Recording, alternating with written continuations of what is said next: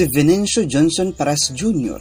na mas kilala sa pangalang Benji Paras ay isang retiradong basketballistang Pilipino na naglaro sa 4 na taon ng koponan ng Shell Turbochargers at 1 taon bilang miyembro ng San Miguel Beermen sa Philippine Basketball Association.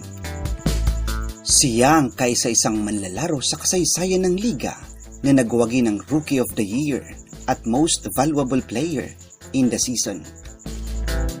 Ginawa niya ito noong taong 1989. Si Paras ay naglaro ng high school basketball bilang miyembro ng San Beda Red Cubs. Dahil sa pinamalas niyang galing, na-recruit siya sa University of the Philippines na maglaro sa kanilang koponan na nooy tinatawag na UP Pirates at ngayon ay Fighting Maroons. Sa isang laro, pinakita ni Paras ang kanyang pagiging dominante sa pag-score ng 19 na puntos, 17 rebounds at 7 blangka laban sa Far Eastern University. Noong 1986, dinala ni Paras ang UP sa UAAP Basketball Finals laban sa University of the East na pinangungunahan ni Jerry Condinera. Sa tulong ni Benji, nasungkit ng UP ang una nilang kampyonato sa larangan ng basketball mula pa nung bagong mag-ikalawang digmaang pandaigdig. Kinuha siya ng koponan ng Shell noong 1989 PBE Draft at binansagang The Tower of Power dahil sa kanyang mga post moves, ball handling, mga dunks at isang dissenting jump shot. Binuhay niya ang Shell at dinala ito sa isang laban sa kampyonato laban sa San Miguel Beermen. Ngunit sila'y natalo. Dahil sa pinamalas na husay, nanalo siya ng 89 Rookie of the Year Award at nasapawan din niya ang ibang veterano ng liga at siya'y nanalo ng 89 Most Valuable Player Award. Sa ngayon, si Paras pa lang ang nakagagawa nito sa PBA. Dalawang naging asawa ni Benji Paras. Ito ay sina Jackie Forster mula 1994 hanggang 2003 at si Lexin Diomampo mula naman noong 2006. 4 ang naging anak ni Benji Paras. Narito't kilalanin natin sila. Number 1. Kobe Paras. Sino ang hindi nakakakilala sa pangalang Kobe Paras pagdating sa mundo ng basketball? Tunay na dumadaloy sa dugo ng mga Paras ang husay sa pagbabasketball. Si Kobe ay isinilang noong September 19, 1997. Si Kobe ay isang manlalaro ng UP Fighting Maroon. Miyembro siya ng Philippine Men's National Basketball at Philippine Men's National 3x3 team. Naglaro din siya noon sa University of California sa Los Angeles. Ngunit hindi siya nagpatuloy dahil sa hindi niya naabot ang academic requirements ng paaralan.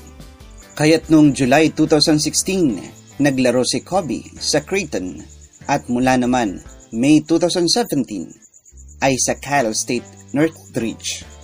At noong 2018 ay sa University of the Philippines sa UP Fighting Maroons. Si Kobe ang tumulong sa UP Fighting Maroons para makakuha ng 3 magkakasunod na panalo.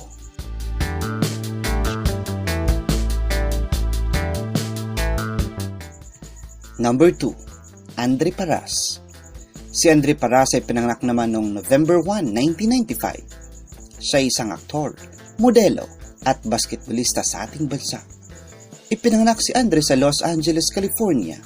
Sa panahon na nag-aaral siya ng high school, ay naglaro siya para sa Lasal Green Hills at sa UP Fighting Maroons naman noong kolehiyo na ito.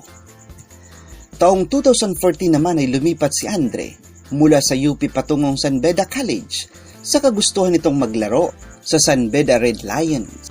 At dahil na rin anya sa di niya kayang balansehin ang kanyang oras sa pag-aaral at pag-aartista.